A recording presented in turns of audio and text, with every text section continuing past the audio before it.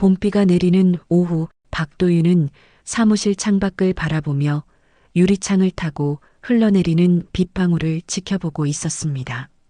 손목 시계를 확인하니 오후 3시 40분, 36년 동안 매일 보던 시계였습니다.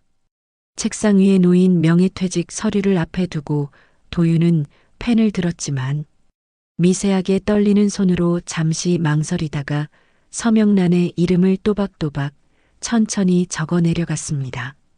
마지막 획을 긋는 순간 가슴 한편이 텅 비는 느낌이 밀려왔습니다. 박상무님 수고 많으셨습니다. 서류를 받아든 인사팀 직원이 고개를 숙이자 도윤은 가벼운 미소로 답했지만 할 말이 없었고 사무실을 나서는 발걸음이 묘하게 가벼웠습니다. 도윤은 올해 64살로 28배 입사해서 단 한 번도 이직하지 않은 채 성실함으로 입증된 삶을 살아왔습니다. 매일 아침 7시에 출근하고 야근도 마다하지 않았으며 회식 자리에서는 항상 막내처럼 술잔을 채우며 묵묵히 일했고 승진은 빠르지 않았지만 불평 없이 상무까지 올랐을 때는 이미 60을 넘기고 있었습니다. 아내 한세진은 62살로 30년 전 결혼과 동시에 직장을 그만두고 아이를 키우고 집안을 돌보며 남편의 뒷바라지를 하며 언제나 새벽 5시에 시작되는 하루를 살아왔습니다. 지금은 결혼해서 미국에 사는 딸과 1년에 한두 번 영상통화로 얼굴을 보는 것이 전부였습니다. 서울 마포구의 방 2개, 거실 하나인 아파트는 30년 동안 살면서 벽지를 3번 바꾸고 보일러를 2번 교체했지만 여전히 좁았고 창밖으로는 다른 아파트만 보였습니다. 이제 우리도 좀 쉬면서 살아요. 저녁 식사를 차리며 세진이 말하자 도윤은 고개를 끄덕이며 그래야지. 이제 좀 여유롭게라고 답했고 두 사람은 은퇴 후의 삶을 상상하기 시작했습니다. 명예퇴직금 3억 5천만 원과 평생 모은 예금, 적금을 합치면 4억 2천만 원으로 적지 않은 돈이었지만 서울에서 노후를 보내기엔 불안한 금액이기도 했습니다. 전원주택은 어때요? 세진이 조심스럽게 묻자 도윤은 늘 꿈꿔왔던 조용한 곳에서의 삶, 새소리를 들으며 커피를 마시는 아침과 마당에 꽃을 심고 텃밭을 가꾸는 오후, TV. 드라마에서 본 그 장면들을 떠올리며 좋지, 공기도 좋고 조용하고라고 답했습니다. 그럼 한번 알아볼까요? 설렘이 묻어나는 세진의 목소리에 그날 저녁 두 사람은 노트북을 펼쳐 전원주택 매물 사이트를 열었고 사진 속 넓은 마당과 정갈한 나무 울타리, 멀리 보이는 산이 있는 집들은 모두 그림처럼 아름다웠습니다. 이건 어때요? 가격도 괜찮네요. 세진이 손가락으로 화면을 가리킨 경기도 어느 군 지역의 주택은 매매가 6억 5천만 원, 대지 300평 건평, 60평으로 깔끔한 거실과 햇살 가득한 주방, 테라스에서 보이는 전망이 사진 속에 담겨 있었습니다. 도윤은 사진을 하나씩 넘기며 마음이 움직였고 전화 한번 해볼까? 라고 말한 다음 날 아침 부동산에 전화를 걸었습니다. 부동산 대표 장기태는 목소리부터 시원하게 그 매물이요? 정말 좋은 집입니다. 지금 문의가 많아요라고 말했습니다.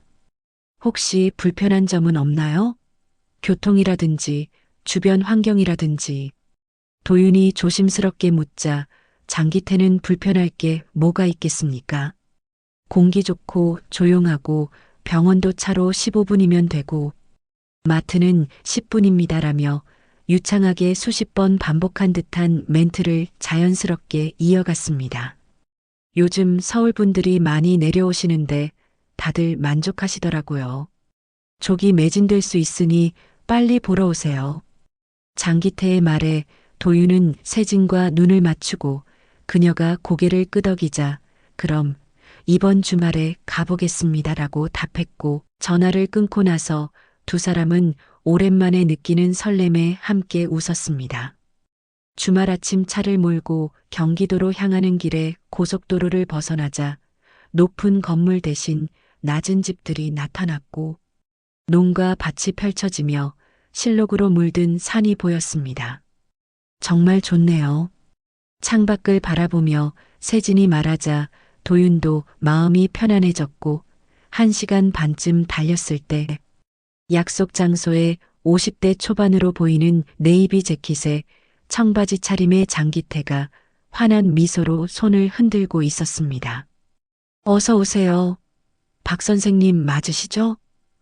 악수를 나누고 나서 장기태의 차를 따라 산길을 올라가는데 길이 좁아서 마주오는 차가 있으면 한쪽이 비켜줘야 했고 도윤은 핸들을 꽉 쥐며 원래 이렇게 좁아요? 라고 묻자 장기태는 웃으며 시골길이 다 그렇죠. 익숙해지면 괜찮습니다라고 답했습니다.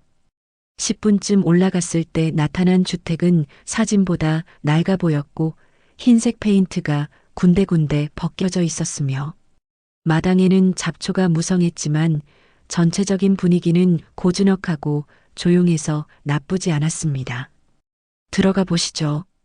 장기태가 현관문을 열자 안은 깨끗했고 거실은 넓었으며 천장이 높아서 큰 창으로 햇빛이 쏟아졌고 주방을 둘러보던 세진은 여기 정말 좋네요라며 감탄했습니다. 도윤은 작은 방 2개와 큰 방 하나, 화장실 2개를 살펴보며 단순하지만 실용적인 구조라고 생각했고 옥상도 있어요. 올라가 보실래요? 라는 장기태의 말에 옥상에 오르자 멀리 산이 보이고 마을이 아래쪽에 자리 잡은 풍경이 펼쳐지며 시원한 바람이 불었습니다. 와, 정말 좋다. 팔을 벌린 세진의 얼굴을 바라보며 도윤은 오랜만에 보는 그녀의 밝은 표정에 마음이 움직였지만 마음에 드세요? 라고 묻는 장기태에게 잠시 망설이다가 조금 더 생각해 보겠습니다라고 답했습니다. 그러세요. 다만 다른 분도 관심이 많아서요. 너무 늦으면 아쉬울 수 있습니다. 부드럽지만 압박이 있는 장기태의 말투에 차에 돌아와서 세진이 어때요? 라고 묻자 도윤은 괜찮아. 근데 좀 더 알아봐야 할 것 같아라고 답했고 그럼 주변도 돌아볼까요? 라는 세진의 제안에 두 사람은 마을을 한 바퀴 돌았습니다. 집이 20채 정도 모여있는 작은 마을은 대부분 오래된 주택이었고 사람은 거의 보이지 않았으며 마을 입구에 있는 작은 슈퍼마켓은 문이 닫혀 있었습니다. 병원은 어디 있을까? 도윤이 내비게이션을 켜자 가장 가까운 병원까지 14km, 차로 25분이라고 표시되어 15분이라더니라고 중얼거리자 세진이 산길이라 그런가 봐요라고 말했지만 도윤은 불안했습니다. 뭐 아프면 가면 되지. 도윤이 크게 신경 쓰지 않으려 하며 다시 집으로 돌아오자 장기태가 계약서를 꺼내며 오늘 결정하시면 계약금 할인해 드릴게요. 500만 원 깎아드리죠라고 말했습니다. 도윤은 현황 인수하자 책임 없음 등 빼곡한 조항들이 적힌 계약서를 읽었지만 다 읽지 못했고 복잡한 법률 용어에 이거 혹시 문제될 만한 거 없죠? 라고 묻자 장기태는 없습니다. 다 표준 양식이에요 라고 자신 있게 답했습니다. 세진이 도윤의 팔을 잡으며 여보, 우리 그냥 해요. 이런 기회 또 오겠어요? 라고 간절하게 말했고 도윤은 30년 동안 좁은 아파트에서 산 아내에게 이제 넓은 집에서 살게 해주고 싶다는 마음에 좋아하자며 펜을 들었습니다. 계약금 6천만 원을 송금하고 나머지 금액은 한 달 뒤 잔금으로 치르기로 하며 계약서에 도장을 찍는 순간 도윤은 설렘인지 불안인지 알 수 없는 두근거림을 느꼈습니다. 축하드립니다. 좋은 선택하셨어요. 악수를 청하는 장기태의 손을 잡으며 환하게 웃는 세진을 보던 도윤은 집으로 돌아오는 길에 드디어 우리 집이 생겼네요 라는 세진의 말에 그러게 이제부터 인생 이막이야라며 함께 웃었습니다. 창밖으로 지는 해가 보이고 하늘이 주황빛으로 물드는 가운데 텃밭에 뭐 심을까요? 상추? 고추? 라고 묻는 세진에게 고추 좋지. 우리 고추장 담가 먹자라고 답하며 호박도 심어요. 호박죽 끓여 드릴게요 라는 들뜬 목소리의 아내를 보며 도윤은 핸들을 잡은 채 앞으로의 삶을 생각했습니다. 아침에 일어나 산책하고 텃밭을 가꾸고 저녁엔 세진과 차를 마시는 평화로운 노후의 모습이 펼쳐지는 가운데 잘한 거 맞지? 라고 묻자 세진이 그의 손을 잡으며 당연하죠. 우리 인생 최고의 선택이에요 라고 답했고 도윤은 고개를 끄덕였습니다. 그날 밤 침대에 누워 천장을 바라보던 도윤은 잠이 오지 않았고 계약서에 현황 인수하자 책임 없음 같은 조항들이 머릿속을 맴돌며 무슨 뜻인지 정확히 이해하지 못했다는 불안이 밀려왔습니다. 병원까지의 거리가 15분이 아니라 25분이었다는 사실도 신경 쓰였고 응급 상황이 생기면 어떻게 될까 하는 생각에 괜찮을 거야. 다들 전원생활 잘만 하잖아.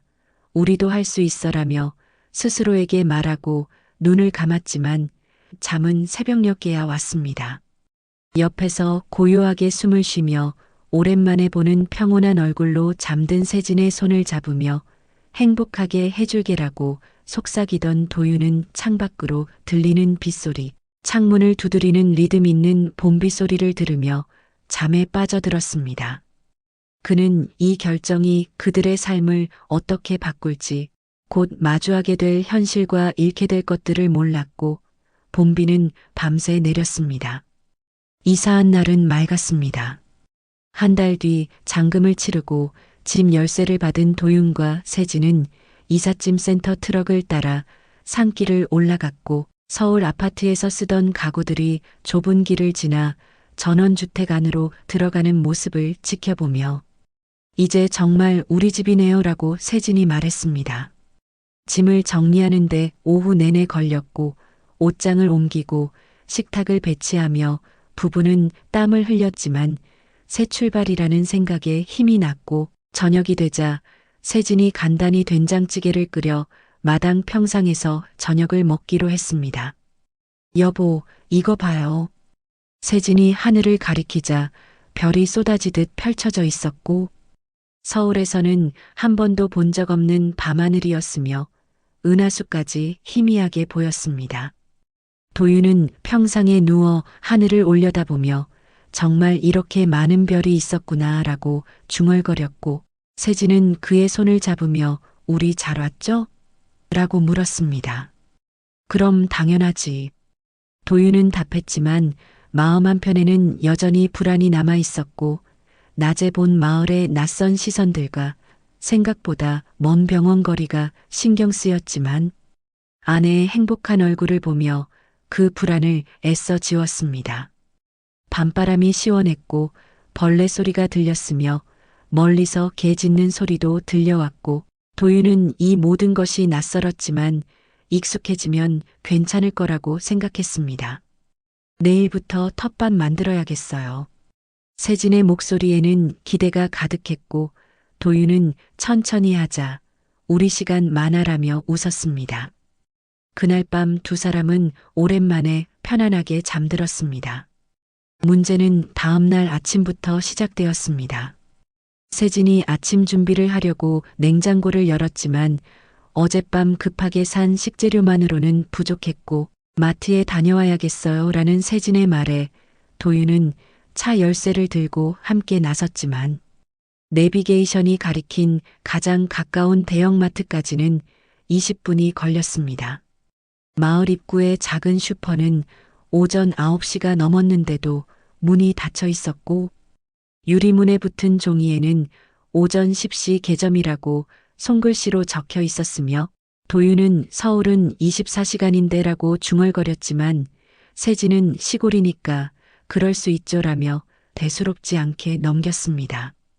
대형마트에서 장을 보고 돌아오는 길에 세진이 약 먹어야 하는데 약국은 어디 있을까요?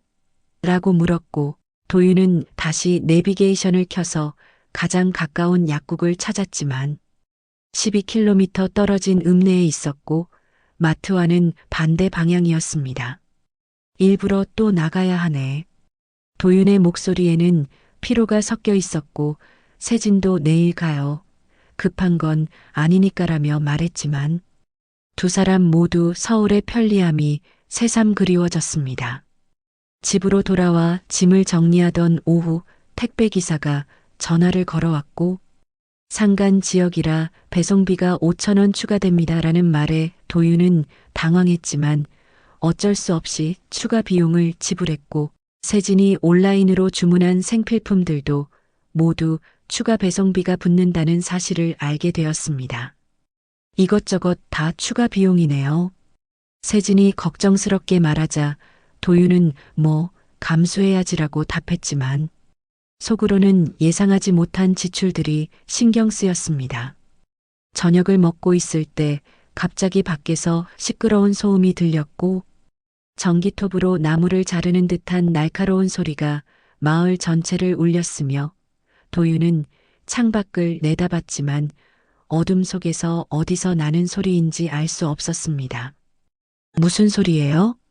세진이 불안한 표정으로 물었고 도윤은 나무 자르나 보다라고 답했지만 저녁 7시에 전기톱을 쓰는 게 이상했고 소음은 30분 넘게 계속되었으며 귀를 막고 싶을 정도로 시끄러웠습니다. 다음 날 새벽 5시 도윤은 또다시 전기톱 소리에 잠에서 깼고 이번에는 더 가까운 곳에서 들려왔으며 화가 난 도윤은 옷을 걸치고 밖으로 나가 소리가 나는 쪽으로 걸어갔지만 산속 어디선가 울려 퍼지는 소리라 정확한 위치를 알 수 없었습니다. 마을 입구에서 일찍 일어난 노인 한 분을 만났고 도윤은 저기 죄송한데 아침부터 전기톱 소리가 나는데 누가 나무를 자르는 건가요? 라고 물었지만 노인은 그게 뭐 어때서? 시골이 원래 그런 거야라며 퉁명스럽게 답하고는 지나쳐갔습니다. 도윤은 황당했지만 더 물을 수도 없었고 집으로 돌아와 세진에게 여기는 소음 규제 같은 게 없나 봐라고 말했지만 세진도 익숙해지겠죠. 뭐라며 애써 긍정적으로 생각하려 했습니다. 사흘째 되던 날 오후 집 앞에 낯선 남자가 나타났습니다. 50대 후반으로 보이는 남자는 회색 점퍼에 등산화를 신고 있었고 새로 이사 오셨죠? 저는 이 마을 반장입니다라며 자신을 소개했으며 도윤은 반갑게 반장님 박도윤입니다. 잘 부탁드립니다라며 악수를 청했습니다. 반가워요. 그런데 마을 회비 내셔야 해요. 반장은 본론부터 꺼냈고 갑작스러운 말에 도윤은 회비요? 라고 되묻자 반장은 1년에 6만 원입니다. 마을 공동 관리비죠. 다들 내요라며 당연하다는 듯 말했습니다. 무엇을 관리하는 건가요? 도윤이 물었지만 반장은 길 보수하고 가로등 전기세 내고 행사 같은 거 하면 쓰고 그래요라며 대충 설명했고 도윤은 내역서 같은 게 있나요? 라고 조심스럽게 물었지만 반장의 표정이 굳었습니다. 내역서요? 그런 거 안 만들어요. 다들 믿고 내는 건데. 반장의 목소리에 불쾌함이 묻어났고 도윤은 실수했다는 생각이 들었지만 이미 엎질러진 물이었으며 그게 아니라 궁금해서 여쭤본 겁니다. 물론 내겠습니다라며 서둘러 무마하려 했지만 반장은 차갑게 다음 주까지 입금하세요라며 계좌번호를 알려주고 돌아섰습니다. 세진은 집 안에서 그 모습을 지켜보고 있었고 왜 저렇게 불친절해요? 라고 말했지만 도윤은 시골 사람들이 다 그런가 봐. 우리가 외지인이니까라며 넘어가려 했습니다. 그날 저녁 도윤은 노트에 지출 내역을 정리하기 시작했습니다. 집값 6억 5천만 원의 취득세와 등록세를 합치면 7억이 넘었고 이사 비용 200만 원, 수리비로 들어간 150만 원, 상간 배송비가 계속 추가되며 예상보다 생활비가 많이 들었으며 마을 회비, 수도 관리비, 정화조 점검비까지 더하니 서울에서 살 때와 비슷하거나 오히려 더 많은 돈이 나가고 있었습니다. 이게 서울보다 더 비싸잖아. 도윤은 한숨을 쉬며 계산기를 두드렸고 세진은 그의 어깨 너머로 노트를 보며 우리가 뭘 잘못 생각한 걸까요? 라고 조심스럽게 물었지만 도윤도 답을 할 수 없었습니다. 병원은 생각보다 훨씬 멀었고 실제로 가보니 차로 50분이 걸렸으며 장기태가 말한 15분은 새빨간 거짓말이었고 세진이 감기로 병원에 갔을 때 왕복 2시간이 걸렸으며 약을 받으러 다시 나가야 하는 불편함에 두 사람은 지쳤습니다. 15분이 아니라 1시간이었어요. 세진이 피곤한 목소리로 말하자 도윤은 속았지 우리라며 쓴웃음을 지었고 장기태에게 전화를 걸어 항의하려 했지만 전화는 받지 않았으며 문자를 보내도 답이 없었습니다. 마을 슈퍼는 오후 6시면 문을 닫았고 약국은 주말에 쉬었으며 택배는 일주일에 2번만 왔고 서울에서는 당연했던 모든 편의가 여기서는 특별한 노력을 요구했으며 도윤과 세진은 매일 차를 몰고 읍내를 오가며 시간과 기름값을 소비했습니다. 이게 여유로운 삶인가요? 세진이 조용히 물었고 도윤은 대답하지 못했습니다. 일주일이 지나고 마을 회비를 입금한 후 도윤은 반장에게 입금했습니다라고 문자를 보냈지만 답장은 확인이라는 단 2글자뿐이었고 그 뒤로도 마을 사람들은 도윤 부부에게 먼저 인사하지 않았으며 지나쳐도 눈인사조차 하지 않는 경우가 많았습니다. 어느 날 오후 도윤은 마당에 잡초를 뽑고 있었고 옆집 담 너머로 여자 2명이 이야기하는 소리가 들렸으며 새로 온 사람들 서울서 왔다더라. 돈 많나 봐. 집이 얼만데 근데 인사성이 없어. 우리는 쳐다도 안 보더라 하는 수군거림이 귀에 들어왔습니다. 도윤은 잡초를 뽑던 손을 멈췄고 억울했지만 가서 해명할 수도 없었으며 세진에게 말하지 않으려 했지만 세진도 이미 마트에서 비슷한 경험을 했다고 털어놓았습니다. 계산하는데 뒤에서 서울 사람들은 다 잘난 척한다고 수군거리더라고요. 세진의 목소리가 떨렸고 도윤은 그녀의 손을 잡으며 신경 쓰지 마. 우리가 잘못한 게 없어라고 말했지만 두 사람 모두 마음이 무거웠습니다. 마을 공동 우물을 사용하려 했을 때 한 노인이 그건 원주민들만 쓰는 거야라며 막아섰고 마을회관 앞을 지날 때 모여있던 사람들이 대화를 멈추고 도윤을 쳐다봤으며 좁은 길에서 마주친 차가 먼저 비켜주지 않아 도윤이 후진해야 했던 일도 있었습니다. 우리가 뭘 잘못한 걸까요? 세진이 저녁 식사를 하며 물었고 도윤은 아무것도 안 했어. 그냥 외지인이라서 그런 거야라고 답했지만 그 말조차 위로가 되지 않았습니다. 밤마다 도윤은 잠을 설쳤고 새벽 전기톱 소리는 여전했으며 한밤중에 들리는 개, 짖는 소리와 낯선 야생동물의 울음소리에 세진은 무서워했고 도윤은 괜찮아, 내가 있잖아라며 안심시켰지만 자신도 불안했습니다. 어느 날 세진이 텃밭을 만들려고 땅을 파다가 손에 물집이 잡혔고 병원에 가려니 너무 멀어서 약국에서 파스와 밴드만 사왔으며 이 정도 가지고 병원 가기엔 너무 멀어요라는 세진의 말에 도윤은 가슴이 답답했습니다. 수도꼭지에서 나오는 물은 가끔 흙탕물이 나왔고 정화조에서 냄새가 올라올 때도 있었으며 보일러가 갑자기 꺼져서 추운 밤을 보낸 적도 있었고 도윤은 매번 수리 기사를 불러야 했지만 출장비가 비쌌고 기사가 오기까지 이틀이 걸린 적도 있었습니다. 서울이었으면 당일에 왔겠죠. 세진이 말했고 도윤은 아무 대꾸도 하지 못했습니다.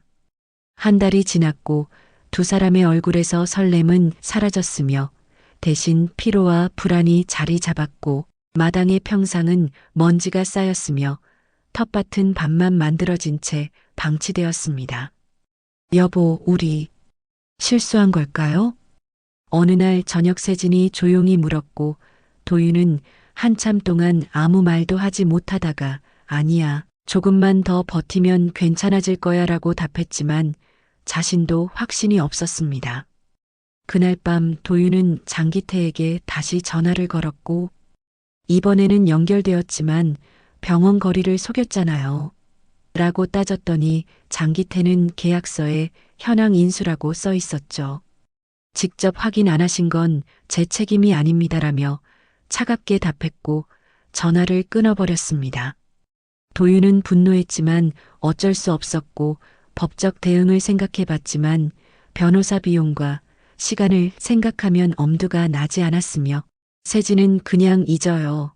우리가 적응하면 돼요라며 남편을 달랬지만 목소리에는 힘이 없었습니다. 2달째 접어들면서 도윤은 매일 아침 일찍 일어나 마을을 산책하려 했지만 마주치는 사람들의 차가운 시선에 점점 밖으로 나가기가 꺼려졌고 세진도 마트 가는 것을 꺼려 도윤이 혼자 장을 보러 다니기 시작했습니다. 집은 넓었지만 비어있는 느낌이었고 마당은 아름다웠지만 가꿀 마음이 나지 않았으며 서울 아파트가 좁았지만 그 안에서의 삶이 훨씬 편했다는 생각이 들었고 도윤은 자신의 결정을 후회하기 시작했습니다. 미안해. 어느 날 밤 도윤이 세진에게 말했고 세진은 왜요? 라고 물었지만 도윤은 내가 너무 성급하게 결정했어. 제대로 알아보지도 않고라며 자책했습니다. 아니에요. 우리 함께 결정한 거예요. 세진이 위로했지만 2사람 모두 알고 있었습니다. 이 삶이 그들이 꿈꿨던 것과는 전혀 다르다는 것을, 낭만은 현실 앞에서 너무 쉽게 부서진다는 것을. 창밖으로 다시 봄비가 내리기 시작했고 빗소리는 고요했지만 도윤의 마음은 어지러웠으며 세진은 남편의 어깨에 머리를 기댄 채 그래도 괜찮아요. 우리 함께니까라고 속삭였습니다.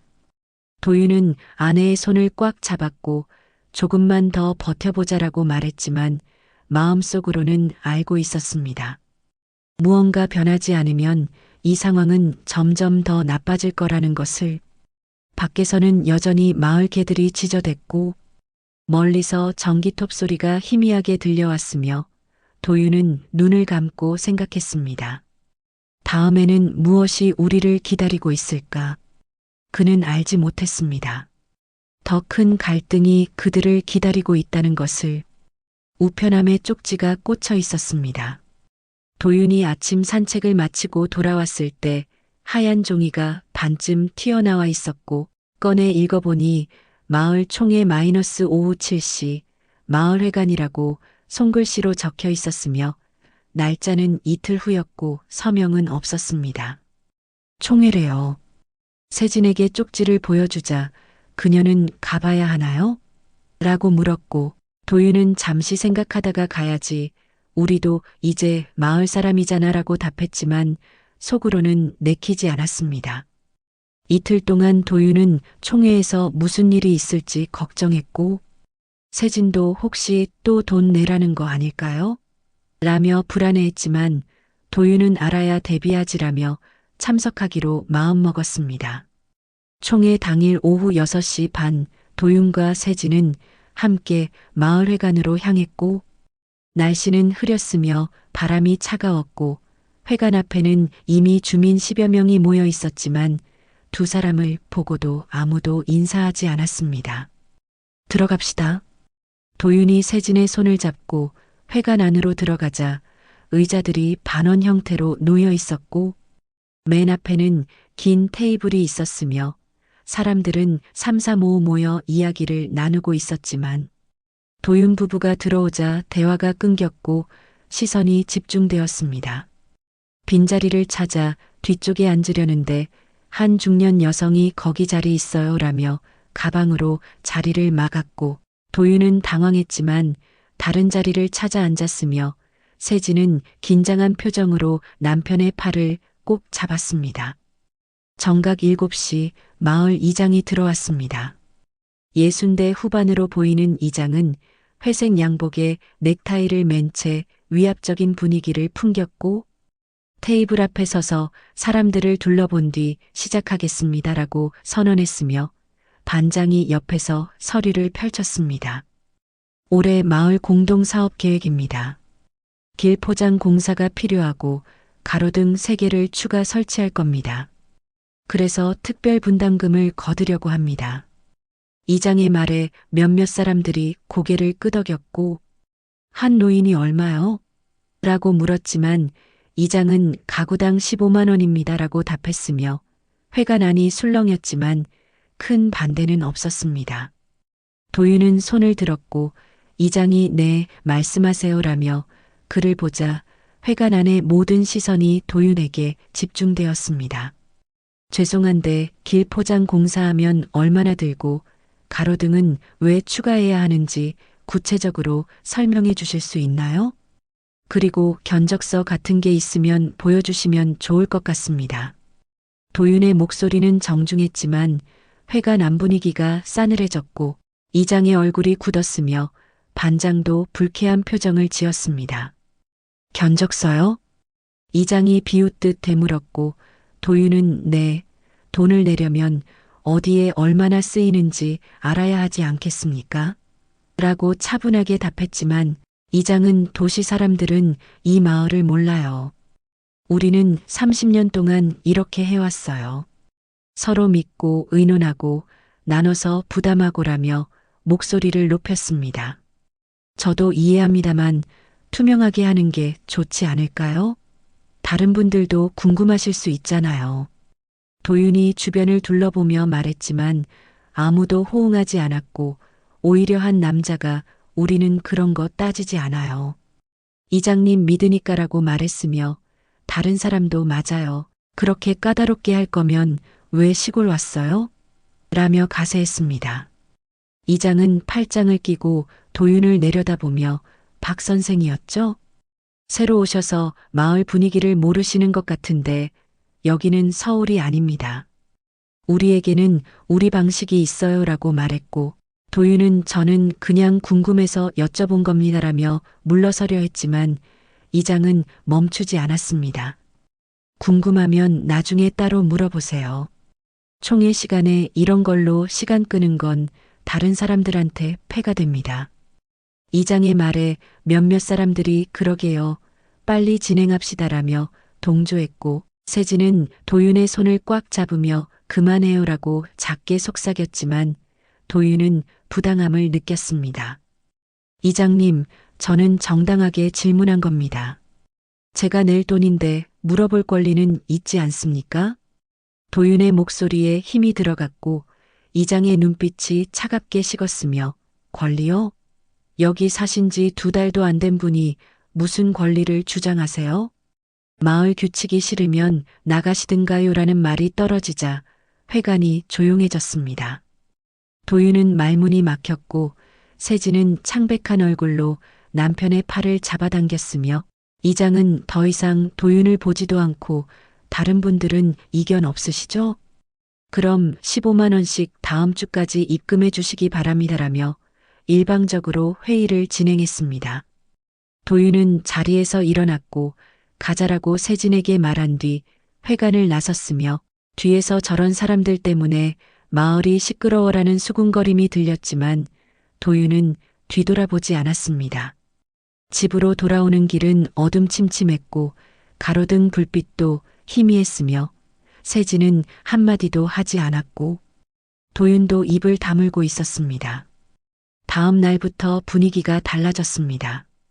아침에 산책을 나간 도윤은 지나가는 주민들이 일부러 눈을 피하거나 고개를 돌리는 것을 느꼈고 마을 슈퍼에 갔을 때 주인은 인사도 없이 물건값만 계산해 주었으며 거스름 돈을 던지듯 건넸습니다. 오후에 우편함을 확인하니 쪽지가 하나 더 꽂혀 있었고 잡초 좀 뽑으세요. 보기 흉합니다라고 적혀 있었으며 도윤은 마당을 돌아봤지만 잡초는 많지 않았고 다른 집들도 비슷했습니다. 이게 무슨 도윤이 쪽지를 구겨 주려는데 세진이 그냥 뽑아요. 괜히 트러블 만들지 말고라며 말렸고 도윤은 억울했지만 오후 내내 잡초를 뽑으며 분을 사겼습니다. 사흘 후 마트에 간 세진이 울먹이며 돌아왔고 무슨 일이야? 라고 묻자 그녀는 계산대에서 뒤에 있던 아주머니가 서울서 돈 자랑하러 왔냐고 하더라고요. 제가 뭘 잘못했어요? 라며 눈물을 글썽였습니다. 도윤은 아내를 안으며 아무것도 잘못 안 했어. 그 사람들이 이상한 거야 라고 위로했지만 세진은 우리 여기서 살 수 있을까요? 모두가 우릴 싫어하는데라며 불안해했습니다. 일주일이 지나고 도윤은 특별분담금 15만 원을 입금했지만 이장에게서 아무런 연락도 오지 않았고 마을 사람들은 여전히 냉랭했으며 어떤 이는 도윤 부부를 보면 헛기침을 하거나 혀를 차기도 했습니다. 어느 날 아침 도윤이 현관문을 열었을 때 벽에 빨간 스프레이로 글씨가 써져 있었습니다. 꺼져라. 짧지만 명확한 두 글자가 하얀 벽을 더럽히고 있었고 도윤은 충격을 받아 그 자리에 얼어붙었으며 뒤따라 나온 세진이 비명을 질렀습니다. 누가 이런 짓을. 세진의 목소리가 떨렸고 도윤은 주변을 둘러봤지만 아무도 없었으며 이른 아침이라 다른 집들도 조용했고 누가 했는지 알 수 없었습니다. 도윤은 즉시 경찰에 신고했고 1시간 뒤 파출소에서 경찰관 2명이 왔지만 현장을 보더니 CCTV 있으세요? 라고 물었고 도윤이 없습니다라고 답하자 경찰은 난처한 표정을 지었습니다. 주변에 목격자가 있을까요? 모르겠습니다. 이른 아침이라. 그러면 조사가 어렵습니다. 증거가 없으니까요. 일단 사진 찍어두고 마을 사람들한테 물어볼게요. 경찰은 사진을 몇 장 찍고는 혹시 누구랑 갈등 있었어요? 라고 물었고 도윤은 마을 총회에서 있었던 일을 설명했지만 경찰은 그 정도로 이렇게까지 할까요? 다른 이유는 없고요? 라며 오히려 의심하는 투로 물었습니다. 다른 이유요? 저희가 뭘 잘못했다는 겁니까? 도윤의 목소리가 높아졌지만 경찰은 아니, 그게 아니라 동기를 알아야 범인을 찾을 수 있으니까요 라며 변명했고 결국 최선을 다해 조사하겠습니다라는 말만 남기고 떠났습니다. 세진은 그날 하루 종일 집안에 틀어박혀 있었고 밥도 제대로 먹지 않았으며 도윤은 페인트를 사서 벽을 덧칠했지만 빨간 글씨가 어렴풋이 비쳐 보여서 여러 번 칠해야 했습니다. 일주일이 지났지만 경찰에게서 연락은 오지 않았고 도윤이 파출소에 전화하자 증거 불충분으로 수사가 어렵습니다. 다시 비슷한 일이 생기면 연락 주세요라는 답변만 돌아왔으며 도윤은 무력감을 느꼈습니다. 마을 사람들은 도윤 부부를 더욱 노골적으로 무시했고 좁은 길에서 마주쳐도 비켜주지 않았으며 한 남자는 지나가며 일부러 어깨를 부딪혔지만 도윤이 항의하려 하자 뭐 시비 거냐? 며 오히려 위협했습니다. 우편함에는 또 다른 쪽지가 꽂혀 있었고 시끄럽다. 조용히 살아라라고 적혀 있었지만 도윤 부부는 조용히 살고 있었고 아무런 소음도 낸 적이 없었으며 이것은 명백한 괴롭힘이었습니다. 우리가 뭘 잘못한 걸까요?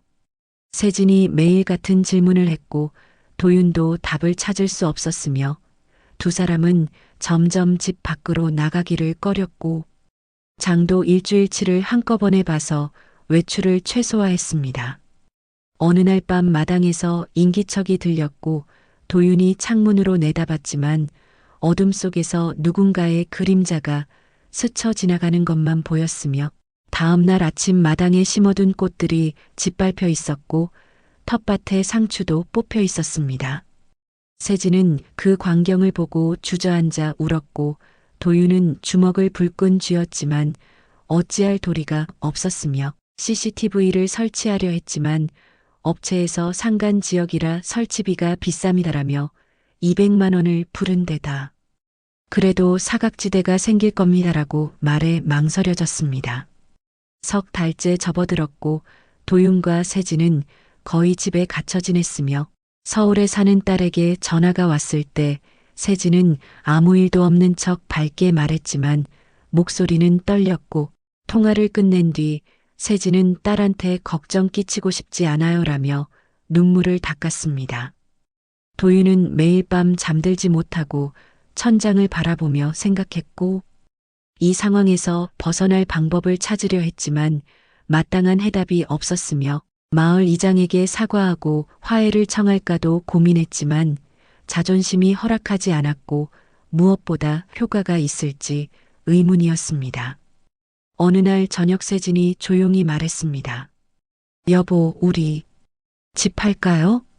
도윤은 아내를 바라봤고 그녀의 얼굴은 초췌했으며 눈 밑에는 다크서클이 짙게 자리 잡았고 불과 석 달 전만 해도 행복하게 웃던 얼굴이 이제는 두려움으로 가득했습니다.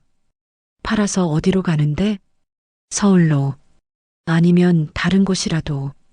세진의 목소리는 간절했지만 도윤은 망설였습니다. 7억이 넘는 돈을 들여 산 집을 석 달 만에 팔면 큰 손해를 볼 게 분명했고 명예퇴직금과 평생 모은 돈이 모두 이 집에 묶여 있었으며 다시 시작하기엔 나이도 많았습니다. 조금만 더 버텨보자. 아직 석 달밖에 안 됐잖아. 도윤의 말에 세진은 고개를 떨구었고 더 이상 아무 말도 하지 않았지만 도윤은 알고 있었습니다. 아내가 한계에 도달했다는 것을, 자신도 더 이상 견디기 어렵다는 것을. 그날 밤 도윤은 노트북을 열어 부동산 사이트를 검색했고 비슷한 지역의 전원주택 매물들을 보며 시세를 확인했지만 자신들이 산 가격보다 훨씬 낮았으며 게다가 이 마을의 평판이 이미 나빠져서 쉽게 팔리지 않을 거라는 생각이 들었습니다. 장기태에게 전화를 걸었지만 여전히 받지 않았고 문자를 보내 집을 다시 매물로 내고 싶습니다라고 했지만 답장은 오지 않았으며 도윤은 다른 부동산에도 연락했지만 그 마을이요? 거기 팔기 힘들어요. 소문이 안 좋아서라는 대답만 들었습니다. 세진은 침대에 누워 자는 척하고 있었지만 어깨가 미세하게 떨리고 있었고 도윤은 그녀 옆에 누워 손을 잡았지만 아무런 위로도 해줄 수 없었습니다. 창밖으로 달빛이 희미하게 들어왔고 멀리서 개 짖는 소리가 들렸으며 도윤은 눈을 감고 생각했습니다. 우리는 왜 이런 선택을 했을까? 무엇이 잘못되었을까? 전원생활이라는 꿈은 완전히 산산조각 났고 남은 것은 두려움과 후회뿐이었으며 도윤은 자신의 아니한 판단을 저주했지만 이미 돌이킬 수 없었습니다. 그러나 도윤은 아직 포기하지 않았습니다. 반드시 이 상황에서 벗어날 방법을 찾을 것이고 아내를 다시 웃게 만들 것이며 잃어버린 일상을 되찾을 것이라고 다짐했습니다. 어떻게든 반드시. 달은 구름 뒤로 숨었고 밤은 더욱 깊어졌으며 도윤은 마침내 잠에 빠져들었지만 꿈속에서도 불안은 계속되었습니다. 그는 알지 못했습니다. 더 큰 시련이 그들을 기다리고 있다는 것을. 겨울이 왔습니다. 첫눈이 내린 날 도윤은 마당에서 눈을 바라보며 잠시나마 평온함을 느꼈지만 그것도 잠시. 밤사이 기온이 급격히 떨어지며 영하 15도까지 내려갔고 아침에 일어나 보니 수도에서 물이 나오지 않았습니다. 여보, 물이 안 나와요. 세진이 부엌에서 소리쳤고 도윤은 화장실로 달려가 수도꼭지를 틀었지만 역시 물이 나오지 않았으며 보일러실로 가서 확인해 보니 배관에서 물이 새어나와 바닥이 젖어 있었고 수도관이 동파된 것이 분명했습니다. 도윤은 급히 수리업체에 전화를 걸었지만 지금 동파 수리 요청이 밀려서 이틀은 기다려야 합니다라는 답변이 돌아왔고 이틀이요? 물 없이 어떻게 살라는 겁니까? 라고 항의했지만 죄송합니다만 저희도 어쩔 수 없습니다라는 말뿐이었습니다. 결국 도윤은 마을 슈퍼에서 생수를 사다 날라야 했고 이틀 동안 화장실도 제대로 쓰지 못한 채 불편하게 지냈으며 세진은 추운 날씨에 물도 없는 집에서 지치고 병들어 갔습니다. 수리 기사가 왔을 때 그는 배관을 살펴보더니 이거 보온 처리가 제대로 안 돼 있네요. 누가 이렇게 공사했어요? 겨울마다 이럴 겁니다라며 혀를 찾고 도윤은 수리하면 얼마나 들까요? 라고 물었지만 전체 배관을 다시 해야 해서 최소 300만 원은 들 겁니다라는 대답에 말문이 막혔습니다. 일주일 후 구청에서 전화가 왔습니다. 박도윤 씨 댁 맞으시죠? 댁 건물에 불법 증축 신고가 들어왔는데요. 도윤은 당황하며 불법 증축이요? 저희가 지은 게 아닌데요 라고 말했지만 담당 공무원은 현재 소유주가 책임지셔야 합니다. 조사 나가겠습니다라며 일방적으로 통보했습니다. 며칠 뒤 구청 직원 2명이 와서 집을 살펴본 후 옥상 테라스 부분이 불법 증축입니다. 허가 없이 증축했고 원상복구하거나 사후 허가를 받아야 합니다라고 통보했고 도윤은 매매할 때 그런 얘기 못 들었습니다라고 항변했지만 계약서에 현황 인수로 되어 있으면 매수자 책임입니다라는 차가운 답변만 돌아왔습니다. 원상복구 비용은 500만 원, 사후 허가 신청 비용과 과태료를 합하면 700만 원이 넘었고 도윤은 장기태에게 전화를 걸어 불법 증축 사실을 알고도 숨긴 거 아닙니까? 라고 따졌지만 장기태는 저도 몰랐습니다. 계약서에 현황 인수라고 명시되어 있었잖아요. 법적으로 제 책임이 아닙니다라며 책임을 회피했습니다. 그럼 저보고 어쩌라는 겁니까? 도윤의 목소리가 떨렸지만 장기태는 그건 박 선생님이 알아서 하셔야죠. 저는 중개만 했을 뿐입니다라며 차갑게 말하고 전화를 끊어버렸고 도윤은 핸드폰을 쥔 채 한참을 멍하니 앉아 있었습니다. 세진은 남편의 어깨에 손을 얹으며 괜찮아요. 어떻게든 되겠죠라고 위로했지만 그녀의 목소리도 힘이 없었고 도윤은 통장 잔고를 확인하며 한숨을 쉬었습니다. 이미 예상치 못한 지출들로 수천만 원이 나갔고 남은 돈은 계속 줄어들고 있었습니다. 한파는 계속되었고 어느 날 밤 세진이 기침을 하기 시작했습니다. 처음에는 가벼운 감기려니 했지만 며칠이 지나도 나아지지 않았고 열이 나며 기침이 심해졌으며 도윤은 병원에 데려가려 했지만 세진은 괜찮아요. 약 먹으면 나을 거예요라며 거부했고 병원까지의 먼 거리와 비용을 생각하면 부담스러웠습니다. 그러나 일주일이 지나도 세진의 상태는 호전되지 않았고 오히려 악화되었으며 밤에는 숨쉬기 힘들어하며 괴로워했고 도윤은 더 이상 미룰 수 없다는 것을 알았습니다. 새벽 2시 세진이 숨을 헐떡이며 숨이 안 쉬어져요라고 말하자 도윤은 급히 옷을 걸쳐 입고 세진을 부축해 차에 태웠으며 어두운 산길을 달려 가장 가까운 응급실로 향했지만 50분이 걸렸고 도착했을 때 세진은 의식이 흐릿했습니다. 폐렴입니다. 상태가 심각해서 입원하셔야 합니다. 의사의 진단에 도윤은 얼마나 입원해야 하나요? 라고 물었고 의사는 최소 일주일 경과를 봐야 합니다라고 답했으며 간호사가 건넨 입원 동의서와 예치금 안내문을 보니 200만 원을 먼저 내야 했습니다.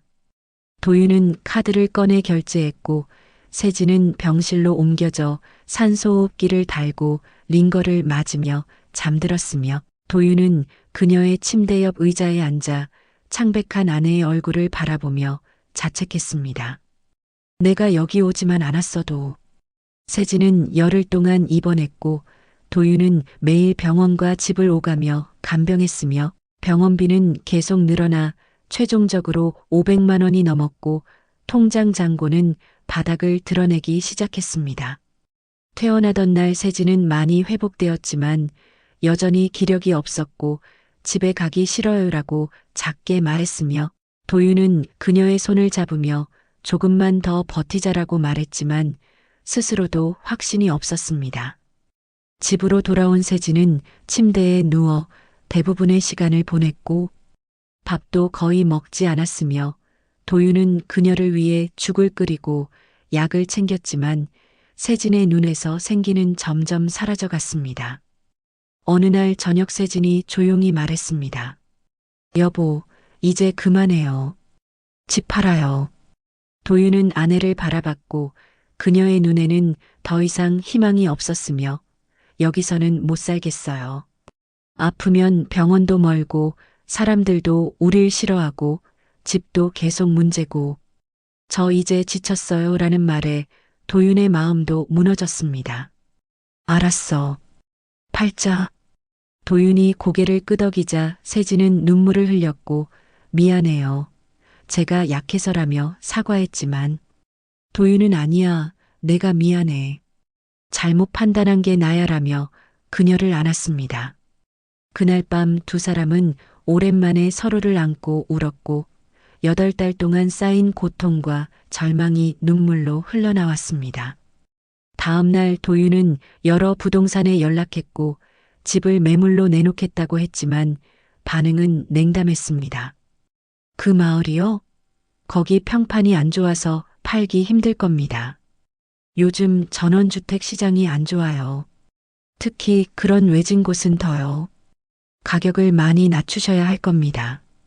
도윤은 6억 5천만 원에 샀던 집을 6억에 내놓았지만 한 달이 지나도 문의조차 오지 않았고 가격을 5억 5천만 원으로 낮췄지만 역시 반응이 없었으며 부동산에서는 4억 후반대로 낮추시는 게 현실적입니다라는 조언을 했습니다. 도윤은 계산기를 두드렸고 4억 8천만 원에 팔면 취득세와 중개 수수료를 제하고 나면 손실이 3억 원이 넘었으며 평생 모은 돈의 절반 이상이 사라지는 것이었지만 다른 방법이 없었습니다. 4억 8천에 올려주세요. 도윤이 부동산에 말하자 그래도 쉽지 않을 겁니다. 각오하세요라는 답이 돌아왔고 도윤은 한숨을 쉬며 그래도 해야죠라고 답했습니다. 한 달이 더 지났지만 매수 희망자는 나타나지 않았고 도윤은 가격을 4억 5천만 원으로 다시 4억 3천만 원으로 낮췄지만 여전히 팔리지 않았으며 마을의 악명이 퍼져 아무도 이 집을 사려 하지 않는다는 것을 깨달았습니다. 석 달이 지나고 도윤은 절망했지만 어느 날 부동산에서 전화가 왔습니다. 매수 희망자가 나타났습니다. 다만 가격을 3억 2천만 원으로 제시했는데 어떻게 하시겠습니까? 3억 2천만 원. 도윤은 잠시 말을 잇지 못했고 세진은 옆에서 남편의 표정을 살폈으며 손실이 3억 3천만 원입니다라는 부동산의 말에 도윤은 눈을 감았습니다. 팔겠습니다. 도윤의 목소리는 떨렸고 세진은 남편의 손을 꽉 잡았으며 전화를 끊고 나서 도윤은 한참 동안 아무 말도 하지 못했고 세진도 침묵했습니다. 여보, 괜찮아요. 건강이 제일 중요한 거예요. 세진이 위로했지만 도윤은 허탈했고 36년 동안 일하며 모은 돈이 1년도 안 돼서 반 이상 사라진다는 현실이 받아들여지지 않았으며 자신의 어리석음과 안일함을 저주했습니다. 계약은 일주일 후에 이루어졌고 매수자는 40대 남자로 투자 목적으로 산다고 했으며 도윤은 계약서에 도장을 찍으며 손이 떨렸고 세진은 눈물을 참으며 옆에 서 있었습니다. 잔금을 받고 집 열쇠를 넘기던 날 도윤과 세진은 마지막으로 집을 둘러봤고 처음 왔을 때 별을 보며 행복해하던 마당의 평상, 텃밭을 만들려다 포기한 뒷마당, 빨간 스프레이 낙서를 덮은 현관벽이 눈에 들어왔습니다. 가자. 도윤이 말했고 두 사람은 짐을 실은 차에 올라 마을을 떠났으며 뒤돌아보지 않았고 다시는 이곳에 오지 않을 것이라고 다짐했습니다. 서울로 돌아오는 길은 멀고 고요했습니다. 도윤은 운전하며 지난 1년을 생각했고 모든 것이 꿈 같았으며 전원 생활이라는 로망이 얼마나 허망하게 무너지는지를 뼈저리게 느꼈고 준비 없이 뛰어든 자신의 경솔함을 후회했습니다. 세진은 창밖을 바라보며 아무 말도 하지 않았고 그녀의 얼굴은 여전히 창백했으며 도윤은 미안해라고 말했지만 세진은 아니에요. 우리 함께 결정한 거예요 라며 남편의 손을 잡았습니다. 이제 어떻게 하지? 도윤이 물었고 세진은 일단 전세부터 구해야죠. 남은 돈으로라고 답했으며 도윤은 고개를 끄덕였지만 앞날이 막막했고 64살의 나이에 다시 시작한다는 것이 두려웠습니다. 서울 외곽에 도착해 급히 구한 전세집은 20평도 안 되는 작은 아파트였고 남은 돈 2억 5천만 원 중 전세금으로 1억 5천만 원을 넣었으며 남은 1억 원으로 살아가야 했지만 두 사람 모두 일자리가 없었고 나이도 많았습니다. 짐을 풀며 세진이 말했습니다. 마트 계산원이라도 해야겠어요. 도윤은 내가 뭐라도 하겠어. 경비라도라고 답했고 두 사람은 서로를 바라보며 쓴웃음을 지었으며 전원주택에서 여유롭게 살겠다던 꿈은 완전히 사라지고 생존만을 생각해야 하는 현실이 되었습니다. 그날 밤 도윤은 노트를 꺼내 정리하기 시작했습니다. 무엇이 잘못되었는지, 어떻게 해야 했는지, 후회와 교훈을 하나하나 적어 내려갔고 세진은 옆에서 그것을 지켜보며 그걸 왜 적어요? 라고 물었습니다. 다시는 이런 실수 안 하려고.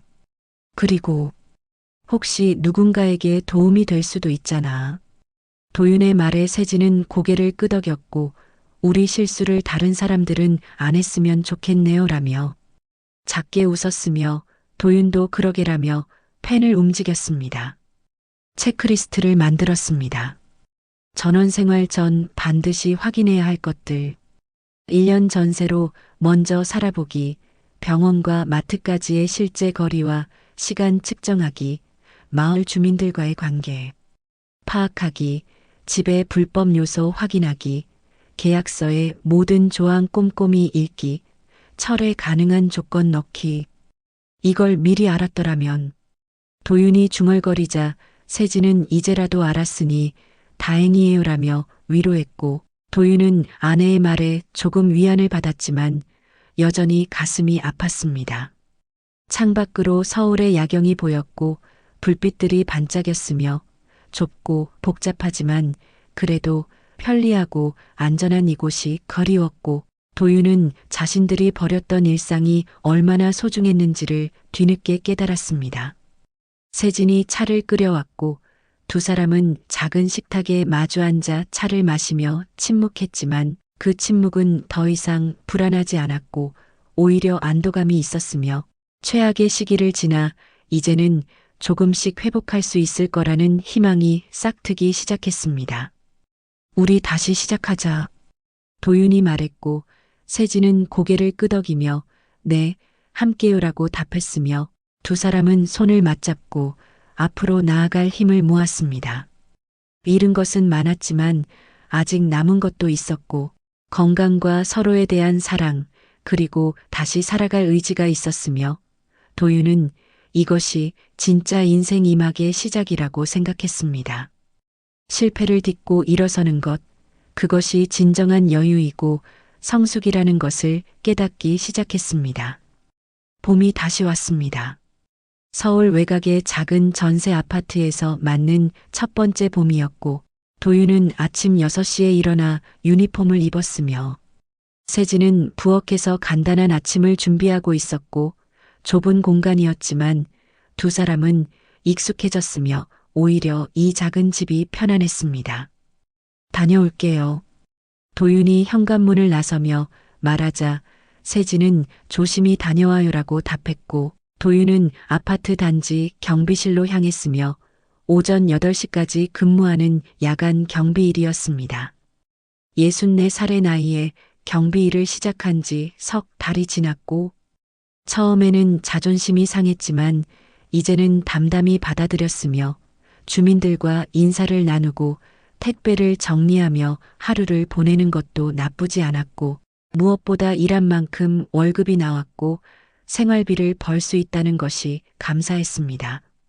세진은 오후 1시부터 6시까지 근처 대형마트 계산대에서 일했고, 처음 일을 시작할 때 손이 떨렸지만 이제는 능숙하게 물건을 스캔하고 계산했으며 동료들도 친절했고 손님들도 대부분 예의 바랐으며 감사합니다. 안녕히 가세요라고 인사하는 일상이 소중했습니다. 저녁이 되면 두 사람은 함께 저녁을 먹었고 TV를 보거나 책을 읽으며 조용히 시간을 보냈으며 전원주택에서 꿈꿨던 여유로운 삶은 아니었지만 불안하지 않았고 서로가 있어서 든든했습니다. 어느 날 저녁 도윤은 책상 서랍에서 노트를 꺼내 펼쳤습니다. 전원주택에서의 경험을 정리한 체크리스트였고 수정하고 보완하며 몇 달 동안 다듬어 온 것이었으며 세진은 옆에서 그것을 보며 아직도 그거 쓰고 있어요? 라고 물었고 도윤은 누군가에게 도움이 될 것 같아서라고 답했습니다. 체크리스트는 5가지 항목으로 정리되어 있었습니다. 첫째, 1년 전세 체험 후 매수할 것. 계절의 변화, 동네 분위기, 실제 생활 불편을 먼저 경험해야 하며 로망만으로 집을 사는 것은 도박과 같다는 내용이었습니다. 둘째, 의료교통 인프라에 40% 가중치를 둘 것. 병원까지의 실제 거리와 시간을 직접 측정하고 응급 상황을 가정해야 하며 중개인의 말만 믿지 말고 여러 번 직접 확인해야 한다는 조언이었습니다. 셋째, 회비분담금 투명성을 검증할 것. 마을 총회 참관, 기존 주민과의 대화, 과거 회계 내역 확인 등을 통해 공동체의 투명성과 개방성을 판단해야 하며 폐쇄적이고 권위적인 마을은 피해야 한다는 경고였습니다. 넷째, 불법 증축 확인할 것. 건축물 대장과 실제 건물을 대조하고 전문가의 검수를 받아야 하며 현황 인수 조항이 있어도 반드시 확인하고 문제가 있으면 계약 전에 해결하거나 계약을 포기해야 한다는 내용이었습니다. 다섯째, 철회 가능한 계약 구조 마련할 것. 계약금 포기 조항, 일정 기간 내 무조건 해지 가능. 조항 등을 넣어 후회했을 때 빠져나올 수 있는 여지를 남겨야 한다는 조언이었습니다. 도윤은 각 항목마다 자신의 경험을 구체적으로 적었고 무엇을 놓쳤고 어떤 결과를 낳았는지 솔직하게 기록했으며 이걸 미리 알았더라면이라는 후회가 담겨 있었지만 동시에 이제라도 알았으니 다행이라는 위안도 있었습니다. 한 달 후 도윤은 아파트 단지 게시판에서 한 공고를 보았습니다. 지역 복지관 평생교육 강사 모집 마이너스 주제 노후 준비, 전원생활, 재테크 등. 도윤은 잠시 망설이다가 복지관에 전화를 걸었고 담당자는 어떤 주제로 강의하실 건가요? 라고 물었으며 도윤은 전원생활 준비와 주의사항입니다. 제 경험을 바탕으로 말씀드릴 수 있습니다라고 답했고 담당자는 좋습니다. 요즘 퇴직자분들이 전원생활에 관심이 많거든요. 다음 주에 한번 와서 상담하시죠라고 말했습니다. 세진은 남편의 결정을 지지했고 좋은 일이에요. 우리 같은 실수하는 사람이 줄어들 거예요 라며 격려했으며 도윤은 노트를 다시 꺼내 발표 자료를 정리하기 시작했고 밤늦게까지 컴퓨터 앞에 앉아 슬라이드를 만들었습니다. 복지관 담당자와 상담한 날 도윤은 자신의 이야기를 간략히 들려주었고 3억 3천만 원의 손실, 마을에서의 괴롭힘, 아내의 폐렴까지 솔직하게 말했으며 담당자는 진지하게 듣고 나서 정말 귀중한 경험담입니다. 많은 분들이 들으셨으면 좋겠네요.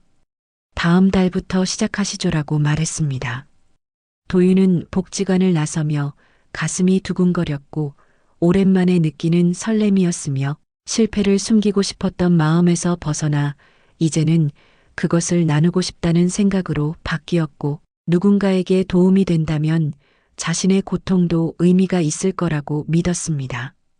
첫 강의 날 도윤은 일찍 일어나 면도를 하고 깔끔한 셔츠를 입었으며 세진은 떨려요? 라고 물었고 도윤은 조금이라고 솔직하게 답했지만 괜찮아요. 잘할 거예요 라는 아내의 말에 용기를 얻었습니다. 복지관 강의실에는 퇴직을 앞두거나 이미 퇴직한 중년과 노년 15명이 앉아 있었고 대부분 50대 후반에서 60대 초반이었으며 도윤은 단상에 서서 청중을 바라보며 심호흡을 했고 마이크를 잡았습니다. 안녕하십니까? 저는 박도윤이라고 합니다. 오늘은 제 실패담을 들려드리려고 합니다. 도윤의 첫마디에 청중들이 웃었고 분위기가 부드러워졌으며 도윤은 슬라이드를 넘기며 자신의 이야기를 시작했고 36년 근무한 회사에서의 명예퇴직, 전원주택에 대한 로망, 성급한 계약, 그리고 뒤따라온 고난들을 담담하게 이야기했습니다. 병원까지 15분이라고 했지만 실제로는 50분이 걸렸습니다. 제 아내가 폐렴에 걸렸을 때 그 거리가 얼마나 멀게 느껴졌는지 모릅니다. 도윤의 목소리가 잠시 떨렸고 청중들은 조용히 귀를 기울였으며 한 여성은 고개를 끄덕이며 메모를 했고 한 남성은 진지한 표정으로 도윤을 바라봤습니다. 마을 공동체가 얼마나 폐쇄적일 수 있는지도 경험했습니다. 투명성을 요구했다가 따돌림을 당했고 집벽에 욕설까지 써졌습니다. 외지인이라는 이유만으로요. 청중들 사이에서 한숨소리가 들렸고 누군가는 절언하고 중얼거렸으며 도윤은 계속 이야기했고 불법 증축으로 인한 과태료, 동파된 수도관, 그리고 결국 3억 3천만 원의 손실을 보고 집을 판 이야기까지 모두 털어놓았습니다. 이제 제가 정리한 체크리스트를 보여드리겠습니다. 도윤은 5가지 항목을 하나씩 설명했고 각 항목마다 자신의 실수 사례와 올바른 방법을 제시했으며 청중들은 진지하게 듣고 질문했고 도윤은 성실하게 답했습니다. 박 선생님, 그럼 전원 생활은 아예 하지 말라는 말씀인가요? 한 남성이 물었고 도윤은 고개를 저었으며 아닙니다. 전원 생활 자체가 나쁜 게 아닙니다. 다만 준비 없이 로망만으로 뛰어드는 것이 위험하다는 겁니다. 철저하게 검증하고 준비한다면 좋은 선택이 될 수 있습니다라고 답했습니다. 저는 이미 계약금을 냈는데요. 취소할 수 있을까요?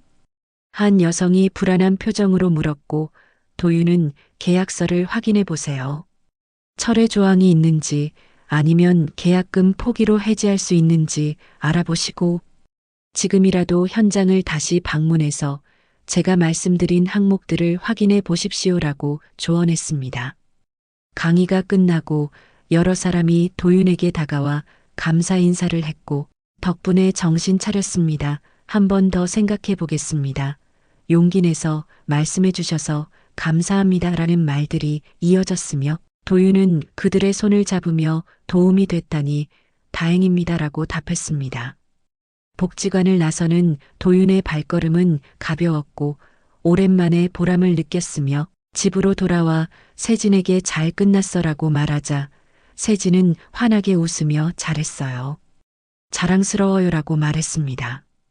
한 달 후 도윤에게 문자가 왔습니다. 복지관 강의에 참석했던 한 남성이었고 선생님 덕분에 계약 미뤘습니다.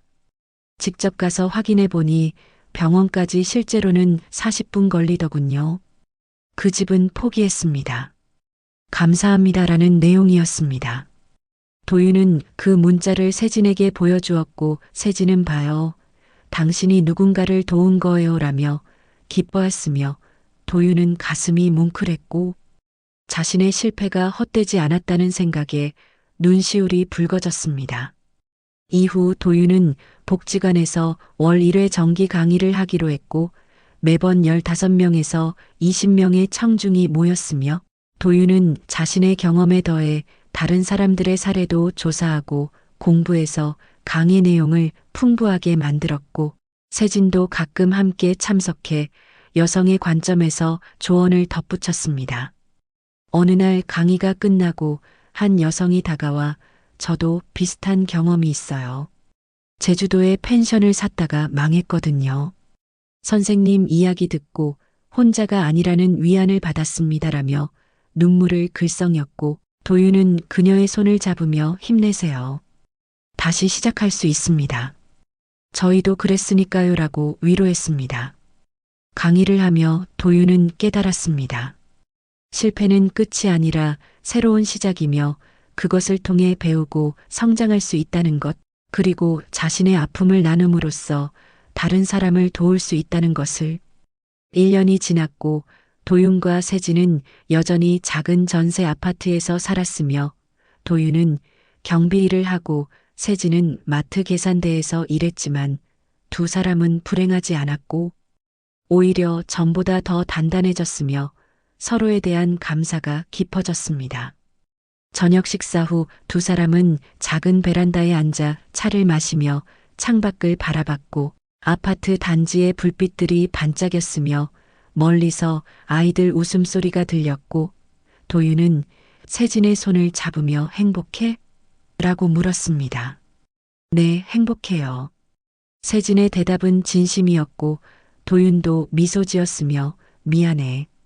고생시켰어라고 말하자 세진은 아니에요. 우리 함께 이겨냈잖아요. 그게 중요한 거예요라며 남편의 어깨에 머리를 기댔습니다. 앞으로는 어떻게 살고 싶어? 도윤이 물었고 세진은 잠시 생각하다가 지금처럼요. 욕심 부리지 않고 서로 의지하며 감사하며 살고 싶어요라고 답했으며 도윤은 고개를 끄덕이며 나도 그래라고 말했습니다. 두 사람은 더 이상 넓은 마당이나 전원주택을 꿈꾸지 않았고 대신 건강하게 오래 살고 서로를 아끼며 작은 행복에 감사하는 삶을 원했으며 진짜 여유는 공간이 아니라 마음에서 온다는 것을 배웠습니다. 어느 토요일 오후 딸에게서 영상통화가 왔습니다. 엄마, 아빠 어떻게 지내세요? 화면 속 딸은 밝게 웃었고 옆에는 사위와 손자가 보였으며 세진은 잘 지내. 너희는? 이라고 답했고 도윤도 손을 흔들며 인사했습니다. 저희도 잘 있어요. 그런데 요즘 아빠가 강의하신다면서요? 복지관에서? 딸이 물었고 도윤은 응, 가끔 하지. 내 경험담을이라고 답했으며 딸은 자랑스러워요. 아빠 실수를 다른 사람들이 안 하게 도와주시는 거잖아요 라며 칭찬했고 도윤은 쑥스럽게 웃으며 뭐 그렇지라고 말했습니다. 엄마는 요즘 건강하세요? 응, 많이 좋아졌어. 걱정 마. 세진의 얼굴은 1년 전보다 훨씬 건강해 보였고 미소도 자연스러웠으며 딸은 안심한 듯 다행이에요. 나중에 한국 가면 꼭 뵐게요라고 말했고 통화를 끝낸 후 도윤과 세진은 서로를 바라보며 웃었습니다. 우리 딸 컸네. 도윤이 말하자 세진은 우리도 컸어요. 이 일을 겪으면서라고 답했고 도윤은 그 말에 깊이 공감했습니다. 고통은 그들을 무너뜨리지 않았고 오히려 더 성숙하게 만들었으며 삶의 본질을 깨닫게 했습니다. 봄은 다시 깊어졌고 벚꽃이 피는 계절이 왔으며 도윤은 아파트 단지를 산책하며 만개한 벚나무를 바라봤고 전원주택 마당에서 보려던 꽃들이 여기에도 있었으며 특별한 장소가 아니어도 아름다움은 존재한다는 것을 알았습니다. 다음 주 강의 준비를 하며 도윤은 새로운 슬라이드를 추가했고 마지막 페이지에는 이렇게 적었습니다. 로망은 검증돼야 합니다. 준비 없는 꿈은 위험하지만 철저히 준비된 꿈은 현실이 될 수 있습니다. 실패했다고 끝이 아닙니다. 그것을 통해 배우고 성장하면 됩니다. 진짜 여유는 넓은 집이 아니라 후회 없는 판단에서 옵니다. 도윤은 그 문장을 읽고 또 읽으며 스스로에게 되새겼고 이것이 자신이 값비싼 대가를 치르고 얻은 교훈이며 이제는 다른 사람들과 나누고 싶은 지혜라고 생각했습니다. 세진이 커피를 가져왔고 두 사람은 작은 식탁에 마주 앉아 커피를 마시며 창밖을 바라봤으며 평범한 오후였지만 평화로웠고 도윤은 이 순간이 소중하다는 것을 알았습니다. 여보, 고마워. 도윤이 갑자기 말했고 세진은 왜요? 라고 물었으며 그냥 힘들 때 옆에 있어줘서 포기하지 않아서라는 도윤의 말에 세진은 미소 지으며 저도요. 당신이 있어서 이겨낼 수 있었어요 라고 답했습니다. 두 사람은 손을 맞잡았고 그 손에는 주름이 있었지만 따뜻했으며 앞으로도 함께 걸어갈 길이 남아 있었고 그 길이 평탄하지 않을지라도 함께라면 괜찮을 거라고 믿었습니다. 그날 밤 도윤은 일기를 썼습니다. 오늘로 서울에 돌아온 지 정확히 1년이 되었다. 3억 3천만 원을 잃었지만 더 큰 것을 얻었다. 겸손함, 신중함, 감사함. 그리고 무엇보다 삶의 본질을 깨달았다. 행복은 조건이 아니라 태도에서 온다는 것. 이제 나는 안다. 진짜 인생 2막은 전원주택이 아니라 바로 지금 이 순간부터 시작된다는 것을. 도윤은 펜을 내려놓고 일기장을 덮었으며 옆에서 잠든 세진의 평온한 얼굴을 바라보다가 불을 끄고 누웠고 창밖으로 달빛이 들어왔으며 세상은 고요했습니다. 내일 아침 다시 경비실로 출근할 것이고 세진은 마트로 갈 것이며 평범한 하루가 반복될 것이지만 그 평범함이 얼마나 귀한지 이제는 알았고 도윤은 눈을 감으며 감사했습니다. 살아있다는 것, 사랑하는 사람이 옆에 있다는 것, 그리고 다시 시작할 수 있다는 것에. 밤은 깊어졌고 봄바람이 창문을 스쳤으며 도윤과 세진은 평온하게 잠들었고 꿈속에서는 아무런 두려움도 없었습니다. 새로운 아침이 올 것이고 그들은 다시 일어나 하루를 살아갈 것이며 그것으로 충분했습니다. 행복은 멀리 있지 않았습니다. 바로 지금 여기에 있었습니다.